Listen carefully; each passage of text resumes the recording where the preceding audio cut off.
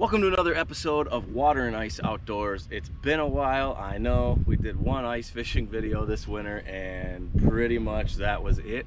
Little update for you guys on me. I actually got hired by Jason Mitchell to work on his new phone app and website called Virtual Angling. It's a huge fishing platform, daily content, fishing reports from around the Midwest. Super awesome platform. Check it out if you can. But I've been really busy working on stuff for them. But I'm gonna try and get out some videos on here as well this summer. So today we're talking about a bass rig that catches tons of fish all summer long from the end of May till September, and that's the Neko rig. The Neko rig is basically a wacky rig, only you hook it 1/3 of the way up from the head instead of halfway through the lure. And you also put a nail weight into the head, and what that does is it causes it to have an extremely unique fall on the drop, and bass cannot stand it. It's extremely versatile and extremely effective from June until about September, and you can fish it shallow on shallow shoreline structure, you can fish it on docks, and you can fish it out on deep weed edges, which is personally my favorite. This has won 2 tournaments for me in the last couple years, and it has changed my deep fishing game, offshore game, because of how effective this lure is. So we're going to talk about my setup, how I rig it, and we'll get into that now.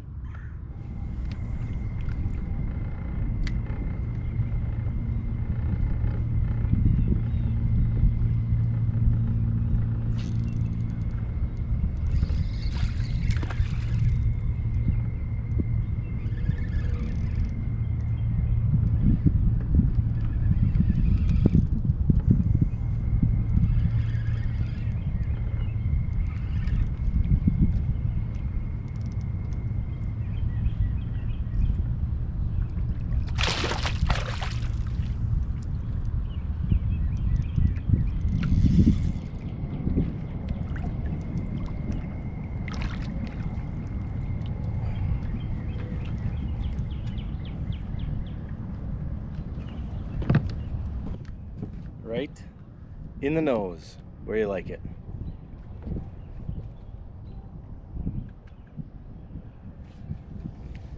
These VMC Neko hooks are incredibly sharp, and you don't need big hook sets for them.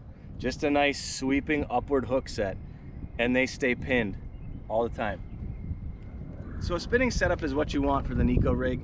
I use a 7.2 spinning rod. This is a tuned up custom rod, Apex Pro. 7.2, medium power, and a fast tip. And you want a sensitive rod for this application, because typically I'd say 80% of your bites on this are gonna come on the fall and with slack line. So you're gonna wanna be able to feel that thump when the fish hits it. And they thump it hard with this rig, but you still want to feel that, because on slack line it's going to be a little tougher than just letting it fall on tight line. As far as terminal tackle go, I use a VMC Neko hook. This is a number 1. It's one of the smaller ones they offer, but don't let the size fool you. This hook is one of the sharpest hooks on the market and one of the stickiest hooks on the market. Once you pin these fish, they don't come off. A lot of times I have to use pliers to get this hook out of fish because it's stuck in so good. And you also don't need a big typical bass hook set with this. Just an upward sweeping hook set will stick them in the roof of the mouth every time. For plastics, I like Senko style baits. This is just a Yum Dinger 5-inch, and it's, you know, your standard Senko, but it works. You can experiment with different things like ribbon tail worms, tails with like the rage tail on it, or worms with the rage tail on it, or like cutter worms. The Yum Genie is another one that I like. It's a little bit longer, and sometimes I can get some bigger bites with it, but I get plenty of bites and big bites with the regular Senko style lure, and it just gets the job done. As far as nail weights go, I like the 1/16 ounce, and really the only trick with these is push it in past the head of the nail, so it's basically embedded in the worm, so that it doesn't fly out when you've got a fish hooked. Sometimes if you don't push it all the way into the worm, so where the plastic is actually covering up the nail weight, the end of the nail weight, it can have a tendency to spit or to fling the nail out of the worm, and then you're going to lose some tungsten, which you really don't want to do. Now when I fish the Neko, it's typically post spawn, and it's after the fish have started to slide out from their spawning grounds and start to set up on their deep structure, their offshore structure. Now my favorite place is a main lake point. I've got one right here. I've got a nice break right in front of me. I'm sitting at about 10 feet of water, and I'm going to cast up into about 7 or 8 where there's a weed line, and I'm going to cast this to the edge of that weed line and bounce it back. And how I'm going to do that, if you're a big fan of the wacky rig, you'll love this, because basically it's the same exact thing as fishing a wacky rig. Cast it out, let it fall to the bottom, watching your line, like I said, because that is the majority of the time when they're going to bite, is that initial drop or the first couple drops after that. So cast it out, let it fall.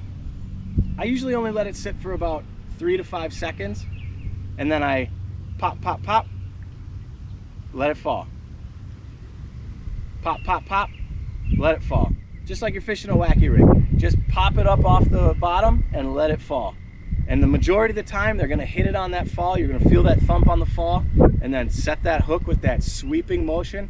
Don't give it a huge bill dance, and you'll hook the fish and you'll bring it in. And guys, this technique catches fish, big fish and big numbers of fish, from the end of May until September. It's one of the most underutilized rigs out there, and it catches fish.